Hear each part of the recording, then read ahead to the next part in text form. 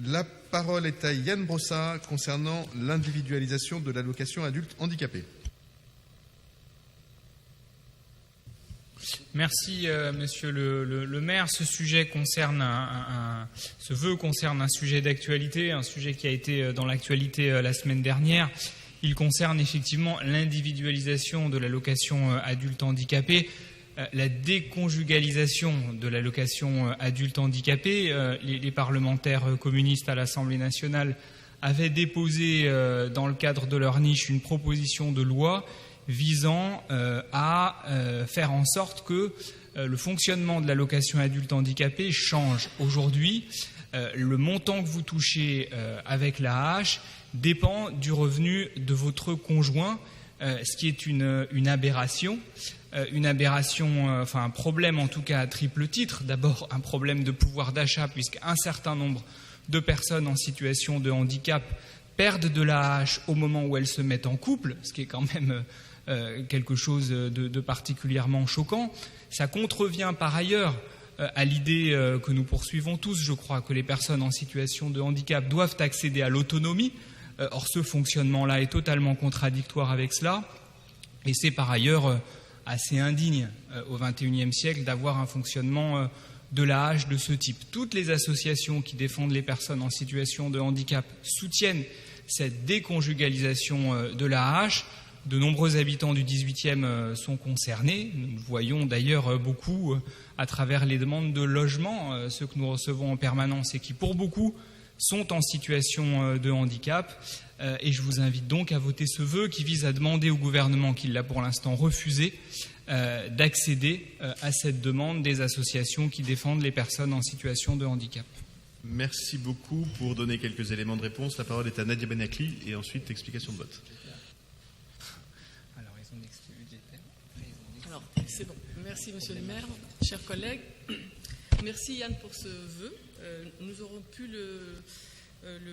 en tout cas le porter à notre niveau, sachant que la mairie d'arrondissement n'a aucun pouvoir sur cette demande. En effet, il est urgent d'individualiser l'attribution de l'allocation aux adultes handicapés en supprimant la prise en compte des revenus du conjoint ou de la conjointe. Et nous soutenons évidemment cette mesure de justice sociale qui permettrait l'autonomie des personnes en situation de handicap, leur protection.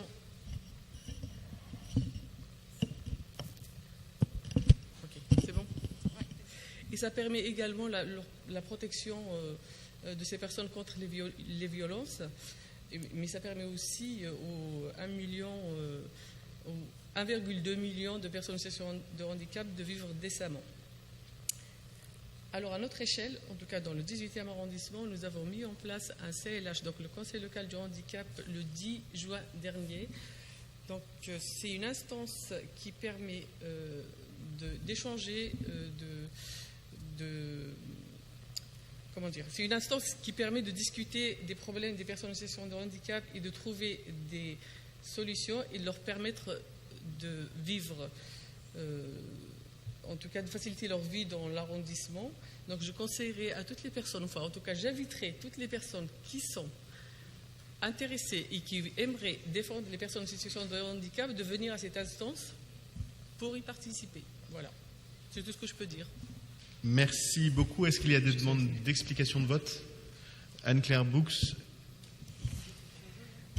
Merci, monsieur le maire, chers collègues. Pour rappeler, comme l'a dit mon collègue Yann Brossat, que le principe d'individualisation de l'allocation adulte handicapé est une revendication des associations de défense des droits des personnes en situation de handicap et appuyer le fait que l'absence de cette individualisation est une entrave à l'autonomie des personnes.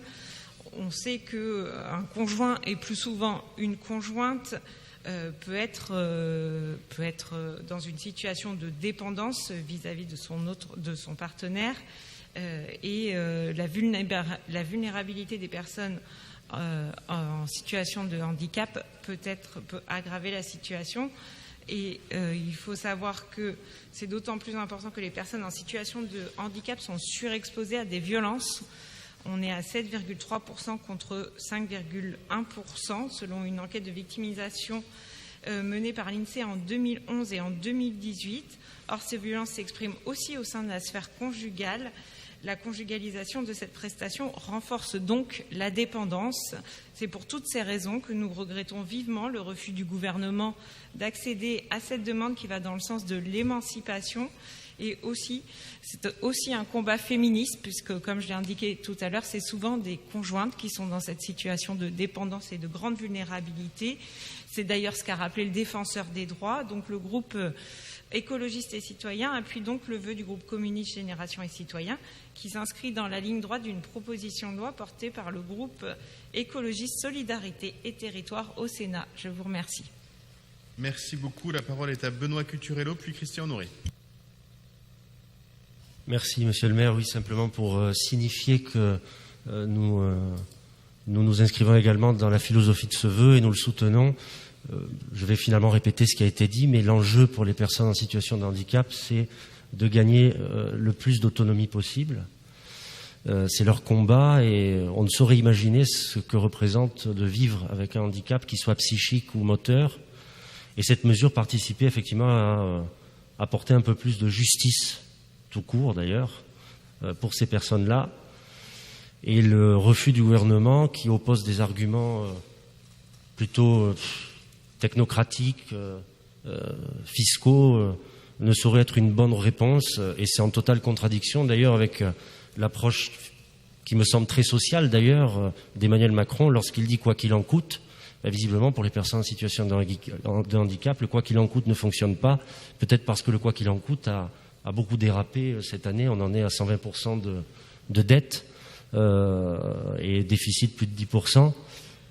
Et en tout cas, pour les personnes qui en ont le plus besoin, comme les personnes en situation de handicap, eh bien, le gouvernement refuse d'apporter plus de justice.